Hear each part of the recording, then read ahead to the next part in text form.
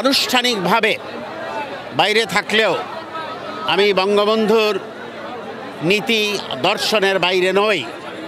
আমি সাংস্কৃতিকভাবে আওয়ামী ঘরানার এবং মাননীয় প্রধানমন্ত্রী আমার দিক থেকে তিনি আমার বড় বোনের মতো ছিলেন, আছেন এবং চিরদিন থাকবেন ইনশাআল্লাহ। সৃজনশীল সমস্ত কর্মের সাথে ইনশাআল্লাহ যতদিন বেঁচে থাকি আমি অবশ্যই সংযুক্ত থাকব। বৃহত্তর অর্থে সব কিছুই তো রাজনীতি। আজকে আমার এখানে উপস্থিতিটাও তো রাজনীতি। আমিও জনগণের দিকে তাকিয়ে থাকি। মধুপুর আমাকে যা দিয়েছে এটা সম্পূর্ণ অতুলনীয়। অচেনা, অজানা, অপরিচিত কায়সার চৌধুরী বাংলার নেত্রী শেখ হাসিনার নির্দেশে আশীর্বাদ নিয়ে আমি এসেছিলাম।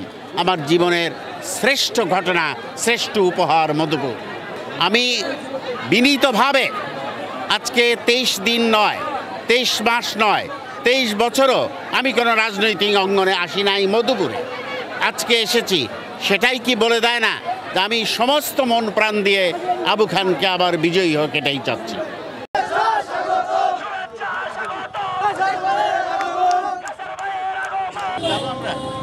না স্যার, আগে না মোটরসাইকেল স্যার।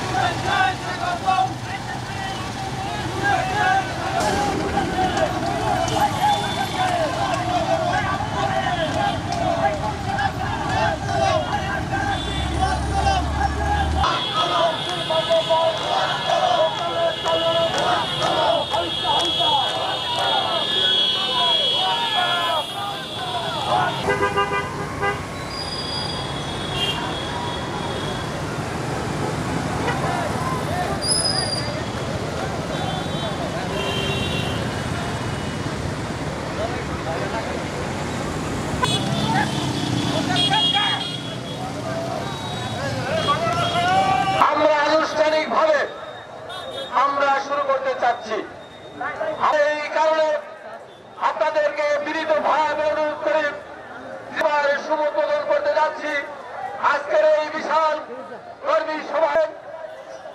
96 সালের নির্বাচনের উপরে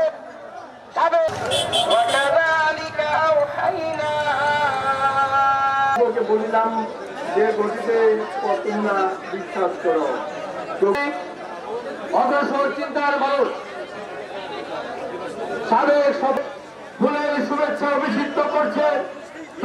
বার্তার প্রতীক নিয়ে দীর্ঘদিনের সংগ্রামী সাধারণ সম্পাদক আলহাজ সরোয়ার আহমেদ আব্দুল গফর মঞ্চ প্রধান অতিথিকে ফুলের শুভেচ্ছা অভিষিক্ত করছেন। প্রিয় সহকর্মী ভাই, কায়সার চৌধুরী তার দাদা ছিলেন স্পিকার, তার বাবা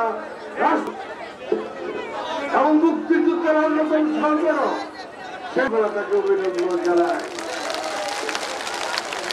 আসলে সবাই সাবেক মেয়র উপস্থিত আছেন। অন্য সাংগঠন বলে শেষ করতে পারবো না, অসুস্থ মানুষ। আমি চুপচাপ দাঁড়িয়ে আছি। সেই আমরা মাঠে আছি, জীবনে বাজিয়ে গেলেও নিশ্চিত থাকবেন। এই বলেই জাতির জনক বঙ্গবন্ধু, জয় বাংলা, জয় বঙ্গবন্ধু।